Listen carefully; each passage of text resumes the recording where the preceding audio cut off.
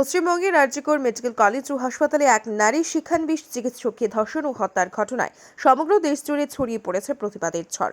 এই নির্মম ঘটনার বিরুদ্ধে ক্ষোভে ফেটে পড়েছেন সাধারণ মানুষ। এই নৃশংস গণধর্ষণ ও হত্যার প্রতিবাদে সোমবার বিক্ষোভ মিছিল অনুষ্ঠিত হয় কালাইনের রাজপথে।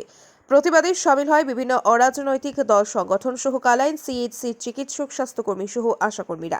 এদিন পরন্ত বিকেলে বৃষ্টি উপেক্ষা করে কালাইন সিএইচসি থেকে এই প্রতিবাদী বিক্ষোভ মিছিল শুরু হয়। 6 নম্বর জাতীয় সড়ক পরিক্রমা করে কালাইন তেমাথায় গিয়ে ওই মিছিল শেষ করা হয়। গণধর্ষণে জড়িত থাকা নরপশুদের গ্রেফতার করে ফাঁসির দাবিতে বিভিন্ন স্লোগানে মুখরিত করে তোলেন প্রতিবাদীরা। এদিনের মিছিলে কালাইনের প্রায় 1,500 জনগণ অংশগ্রহণ করেছেন।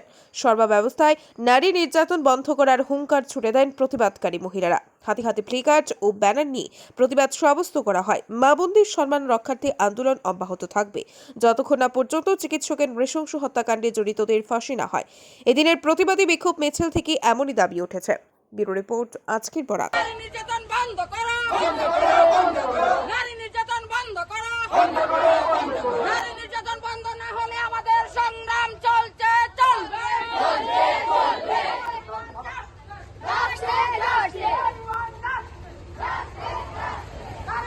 আমাদের একজন চিকিৎসক, লেডি চিকিৎসক, ওনাকে গণধর্ষণ করে হত্যা করা হয়েছে। সেই হত্যার পরিপ্রেক্ষিতে আজকে আমাদের বিক্ষোভ প্রদর্শন। আমি অনুরোধ করব, আমাদের এখানে মা বোনরা বিভিন্ন এলাকা থেকে, বিভিন্ন গ্রাম অঞ্চল থেকে উপস্থিত হয়েছেন।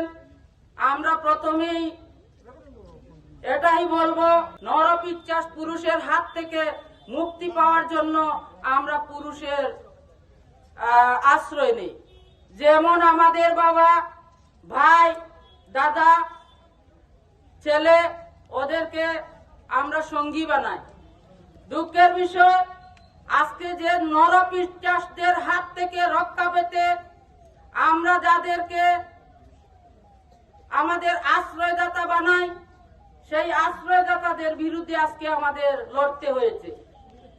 আমি সব পুরুষদের কথা বলছি না, নরপিচ্ছাস পুরুষ যারা, এরা ভুলে গেছে ওরা যে একজন মায়ের গর্ভ থেকে সেই রঙিন পৃথিবী দেখতে পেয়েছে। সেই মায়ের গর্ভ থেকে বের হয়ে আরেক মায়ের জাতির উপর ঝাঁপিয়ে পড়ে। আমি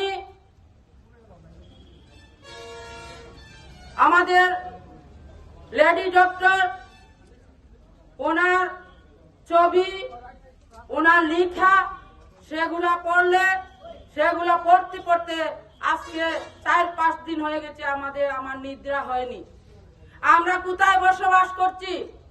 আজকে এখানে দেখেন আমাদের মহিলারা শুধু ডক্টর নয়, বিভিন্ন বিভাগে বিভিন্ন কাজে নিয়োজিত।